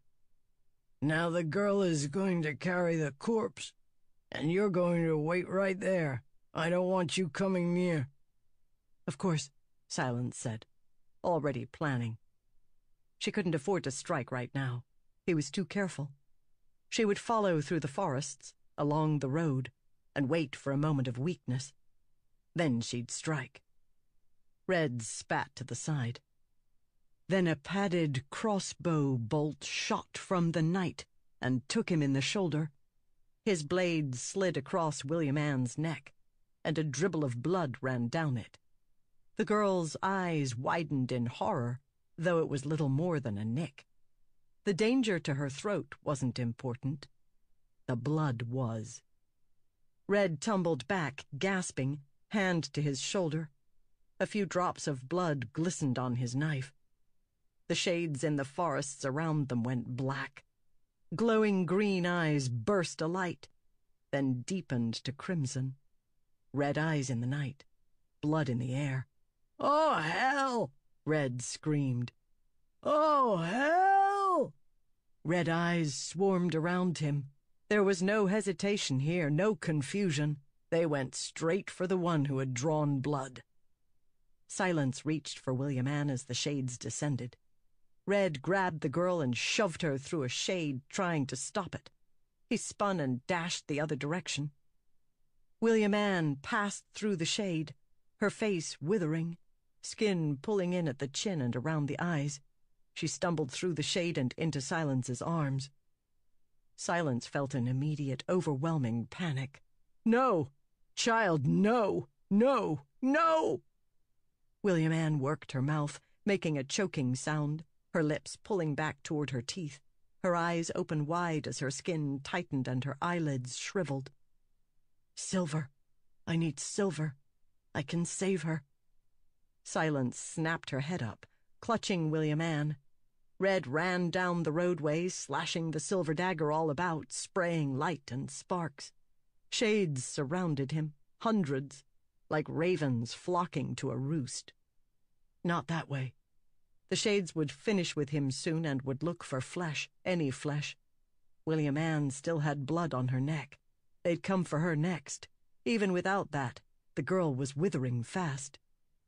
The dagger wouldn't be enough to save William Ann. Silence needed dust, silver dust, to force down her daughter's throat. Silence fumbled in her pocket, coming out with the small bit of silver dust there. Too little. She knew that would be too little. Her grandmother's training calmed her mind, and everything became immediately clear. The way stop was close. She had more silver there. "Mother!" Silence heaved William Ann into her arms. Too light, the flesh drying. Then she turned and ran with everything she had across the bridge. Her arms stung, weakened from having hauled the corpse so far. The corpse. She couldn't lose it. No, she couldn't think on that. The shades would have it, as warm enough flesh, soon after Red was gone. There would be no bounty. She had to focus on William Ann. Silence's tears felt cold on her face as she ran, wind blowing her. Her daughter trembled and shook in her arms, spasming as she died. She'd become a shade if she died like this. "I won't lose you," Silence said into the night. "Please, I won't lose you." Behind her, Red screamed a long, wailing screech of agony that cut off at the end as the shades feasted. Near her, other shades stopped, eyes deepening to red. Blood in the air, eyes of crimson. "I hate you," Silence whispered into the air as she ran. Each step was agony. She was growing old. "I hate you. What you did to me, what you did to us." She didn't know if she was speaking to grandmother or the God beyond. So often they were the same in her mind. Had she ever realized that before? Branches lashed at her as she pushed forward. Was that light ahead, the way stop? Hundreds upon hundreds of red eyes opened in front of her. She stumbled to the ground, spent. William Ann like a heavy bundle of branches in her arms. The girl trembled. Her eyes rolled back in her head. Silence held out the small bit of silver dust she'd recovered earlier. She longed to pour it on William Ann, save her a little pain, but she knew with clarity that was a waste. She looked down, crying. then took the dust and made a small circle around the two of them. What else could she do? William Ann shook with a seizure as she rasped, drawing in breaths and clawing at Silence's arms. The shades came by the dozens, huddling around the two of them, smelling the blood, the flesh. Silence pulled her daughter close. She should have gone for the knife after all. It wouldn't heal William Ann, but she could have at least fought with it. Without that, without anything, she failed. Grandmother had been right all along. "Hush now, my dear one," Silence whispered, squeezing her eyes shut. "Be not afraid." Shades came at her frail barrier, throwing up sparks, making Silence open her eyes. They backed away, then others came, beating against the silver, their red eyes illuminating writhing black forms. "Night comes upon us," Silence whispered, choking at the words. "But sunlight will break." William Ann arched her back, then fell still. "Sleep now, my dear one. Let your tears fade. Darkness surrounds us, but someday we'll wake. So tired. I shouldn't have let her come." If she hadn't, Chesterton would have gotten away from her, and she'd have probably fallen to the shades then. William Ann and Sabruki would have become slaves to Theopolis. Or worse. No choices. No way out. "Why did you send us here?" she screamed, looking up past hundreds of glowing red eyes. "What is the point?" There was no answer. There was never an answer. Yes, that was light ahead. She could see it through the low tree branches in front of her. She was only a few yards from the way stop.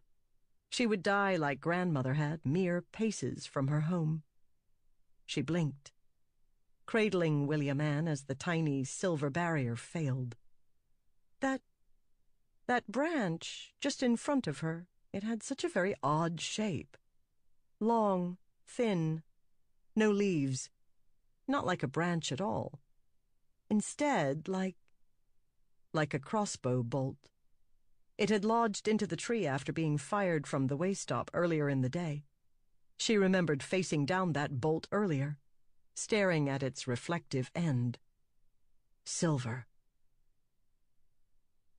Silence Montaigne crashed through the back door of the way stop, hauling a desiccated body behind her. She stumbled into the kitchen, barely able to walk, and dropped the silver-tipped bolt from a withered hand. Her skin continued to pull tight, her body shriveling. She had not been able to avoid withering, not when fighting so many shades. The crossbow bolt had merely cleared a path, allowing her to push forward in a last frantic charge. She could barely see. Tears streamed from her clouded eyes. Even with the tears, her eyes felt as dry as if she had been standing in the wind for an hour while holding them wide open. Her lids refused to blink and she couldn't move her lips. She had powder, didn't she? Thought, mind, what? She moved without thought. Jar on the windowsill, in case of broken circle. She unscrewed the lid with fingers like sticks, seeing them horrified a distant part of her mind.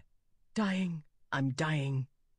She dunked the jar of silver powder in the water cistern and pulled it out, then stumbled to William Ann. She fell to her knees beside the girl, spilling much of the water. The rest she dumped on her daughter's face with a shaking arm. Please, please. Darkness.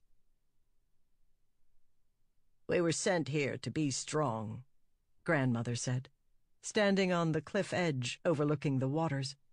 Her whited hair curled in the wind, writhing like the wisps of a shade.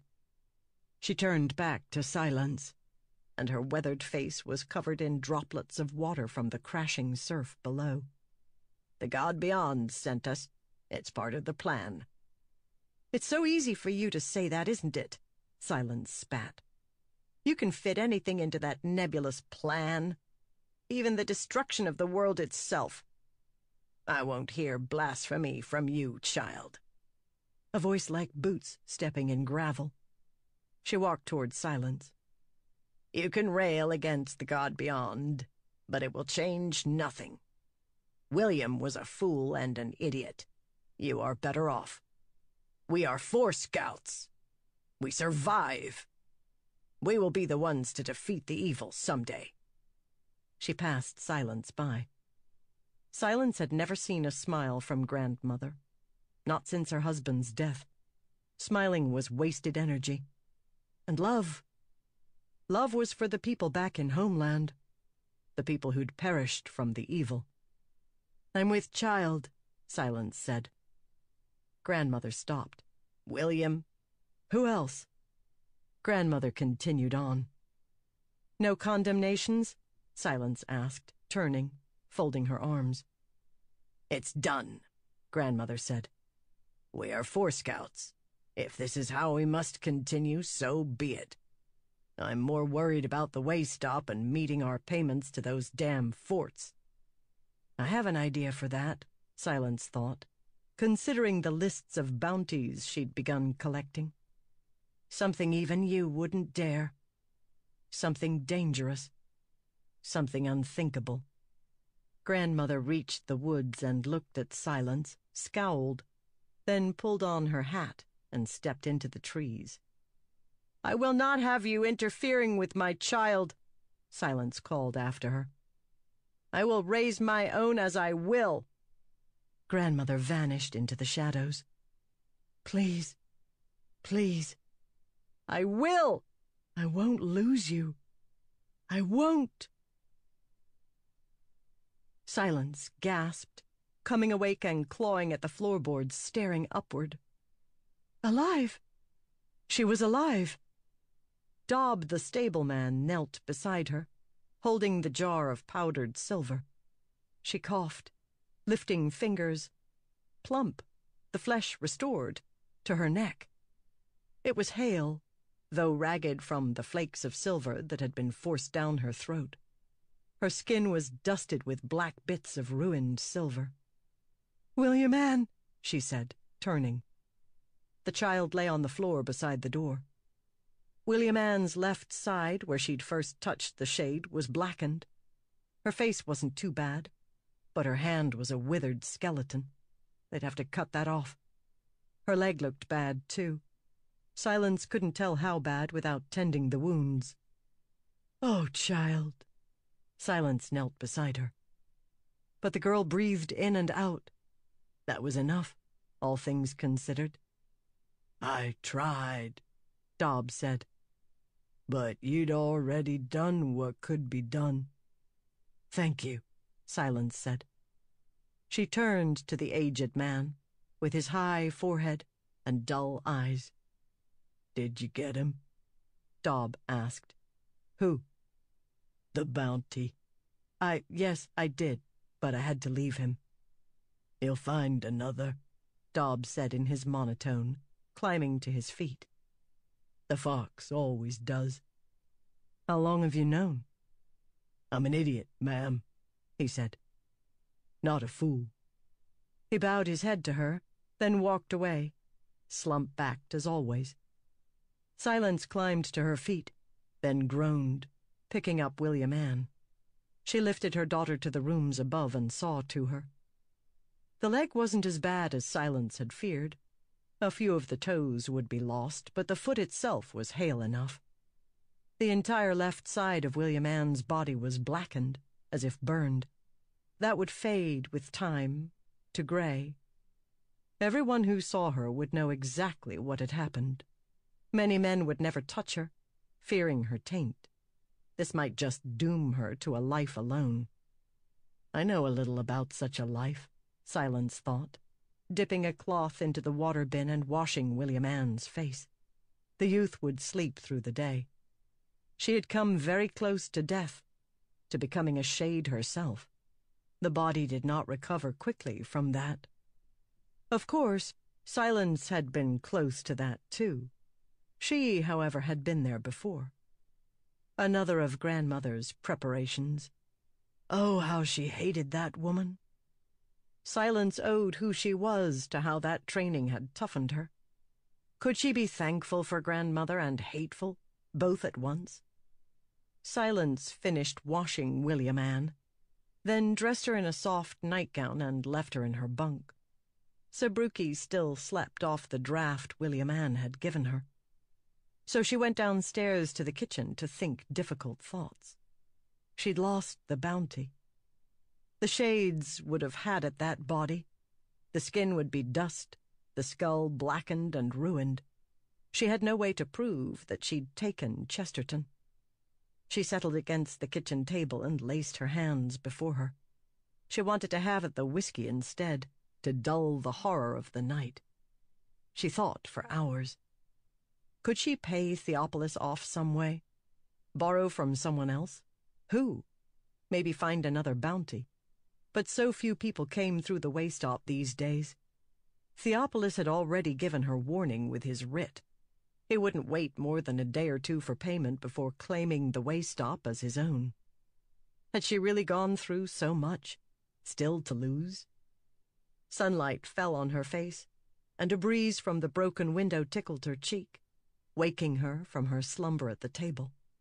Silence blinked, stretching, limbs complaining. Then she sighed, moving to the kitchen counter. She'd left out all of the materials from the preparations last night, her clay bowls thick with glow paste that still shone faintly. The silver-tipped crossbow bolt lay by the back door where she'd dropped it. She'd need to clean up and get breakfast ready for her few guests, then think of some way to... The back door opened, and someone stepped in. To deal with Theopolis. She exhaled softly, looking at him in his clean clothing and condescending smile. He tracked mud onto her floor as he entered. "Silence, Montaigne. Nice morning." Shadows, she thought. I don't have the mental strength to deal with him right now. He moved to close the window shutters. "What are you doing?" she demanded. Haven't you warned me before that you loathe that people might see us together?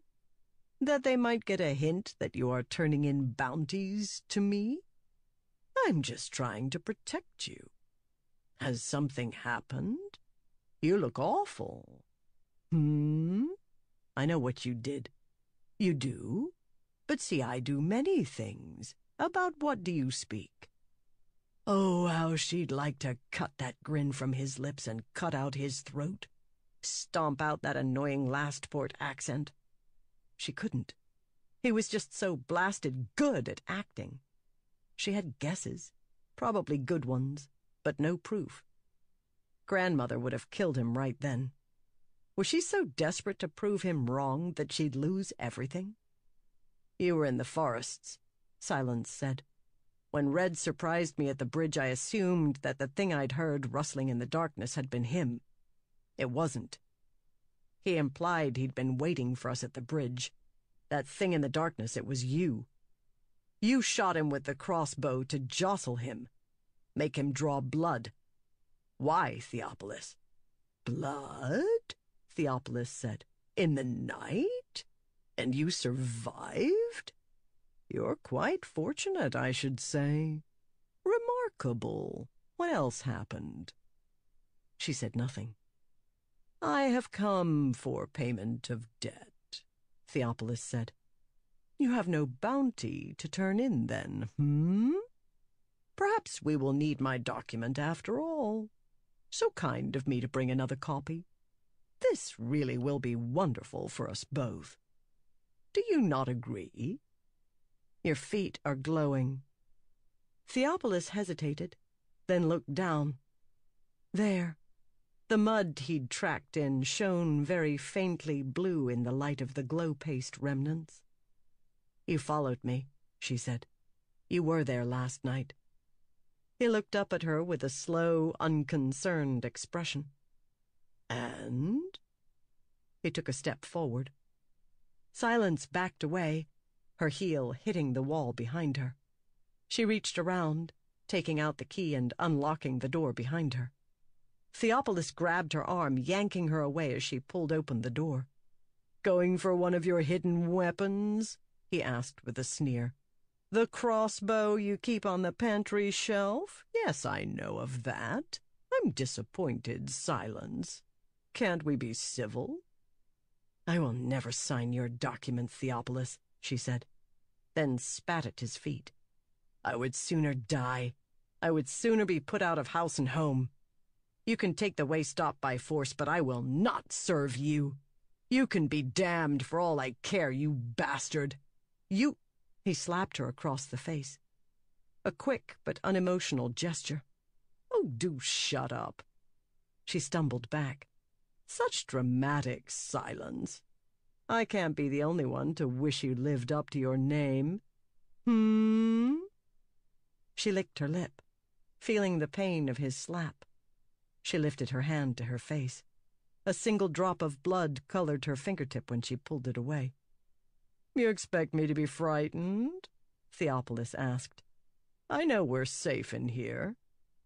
Fort City, fool, she whispered, then flipped the drop of blood at him. It hit him on the cheek. Always follow the simple rules, even when you think you don't have to. And I wasn't opening the pantry as you thought. Theophilus frowned, then glanced over at the door she had opened. The door into the small old shrine. Her grandmother's shrine to the god beyond. The bottom of the door was rimmed in silver. Red eyes opened in the air behind Theophilus, a jet-black form coalescing in the shadowed room. Theophilus hesitated, then turned. He didn't get to scream as the shade took his head in its hands and drew his life away. It was a newer shade, its form still strong despite the writhing blackness of its clothing. A tall woman, hard of features with curling hair.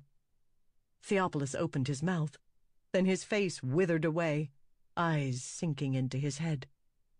You should have run, Theophilus, Silence said. His head began to crumble. His body collapsed to the floor. Hide from the green eyes. Run from the red, Silence said, retrieving the silver-tipped crossbow bolt from where it lay by the back door. Your rules, grandmother. The shade turned to her. Silence shivered, looking into those dead, glassy eyes of a matriarch she loathed and loved. I hate you, Silence said. Thank you for making me hate you. She held the crossbow bolt before her, but the shade did not strike. Silence edged around, forcing the shade back. It floated away from her, back into the shrine lined with silver at the bottom of its 3 walls, where Silence had trapped it years ago. Heart pounding, Silence closed the door, completing the barrier, and locked it again. No matter what happened, that shade left Silence alone. Almost, she thought it remembered. And almost, Silence felt guilty for trapping that soul inside the small closet for all these years. Silence found Theophilus's hidden cave after 6 hours of hunting. It was about where she'd expected it to be, in the hills not far from the old bridge.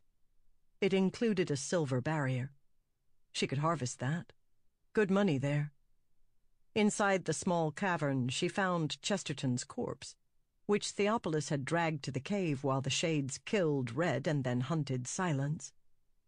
I'm so glad for once you were a greedy man, Theophilus. She would have to find someone else to start turning in bounties for her. That would be difficult, particularly on short notice. She dragged the corpse out and threw it over the back of Theophilus's horse. A short hike took her back to the road, where she paused, then walked up and located Red's fallen corpse, withered down to just bones and clothing. She fished out her grandmother's dagger, scored and blackened from the fight. It fit back into the sheath at her side. She trudged, exhausted, back to the way stop, and hid Chesterton's corpse in the cold cellar out behind the stable, beside where she'd put Theophilus's remains. She hiked back into the kitchen. Beside the shrine's door, where her grandmother's dagger had once hung, she had placed the silver crossbow bolt that Sabruki had unknowingly sent her. What would the fort authorities say when she explained Theopolis's death to them? Perhaps she could claim to have found him like that. She paused, then smiled. "Looks like you're lucky, friend," Dagon said, sipping at his beer. "The White Fox won't be looking for you any time soon." The spindly man, who still insisted his name was Ernest, hunkered down a little farther in his seat. "How is it you're still here?" Dagon said. "I traveled all the way to Lastport. I hardly expected to find you here on my path back." "I hired on at a homestead nearby," said the slender-necked man. "Good work, mind you. Solid work. "And you pay each night to stay here?" "I like it. It feels peaceful. The homesteads don't have good silver protection. They just let the shades move about, even inside." The man shuddered. Dagon shrugged, lifting his drink as Silence Montaigne limped by. Yes, she was a healthy-looking woman. He really should court her one of these days. She scowled at his smile and dumped his plate in front of him. "I think I'm wearing her down," Dagon said, mostly to himself, as she left. "You will have to work hard," Ernest said. 7 men have proposed to her during the last month. "What?" "The reward," the spindly man said. "The one for bringing in Chesterton. Lucky woman, Silence Montaigne, finding the White Fox's lair like that." Dagon dug into his meal. He didn't much like how things had turned out. That dandy Theopolis had been the White Fox all along. Poor Silence. How had it been, stumbling upon his cave and finding him inside all withered away? "They say that this Theopolis spent his last strength killing Chesterton," Ernest said, "then dragging him into the hole. Theopolis withered before he could get to his silver powder. Very like the White Fox, always determined to get the bounty no matter what. We won't soon see a hunter like him again." "I suppose not," Dagon said, though he'd much rather that the man had kept his skin. Now who would Dagon tell his tales about? He didn't fancy paying for his own beer. Nearby, a greasy-looking fellow rose from his meal and shuffled out of the front door, looking half drunk already, though it was only noon. "Some people." Dagon shook his head. "To the White Fox," he said, raising his drink. Ernest clinked his mug to Dagon's. "The White Fox. Meanest bastard the forests have ever known." "May his soul know peace," Dagon said. "and may the God beyond be thanked that he never decided we were worth his time." "Amen," Ernest said. "Of course," Dagon said, "there is still Bloody Kent. Now he's a right nasty fellow. You'd better hope he doesn't get your number, friend, and don't you give me that innocent look. These are the forests. Everybody here has done something now and then that you don't want others to know about." Postscript.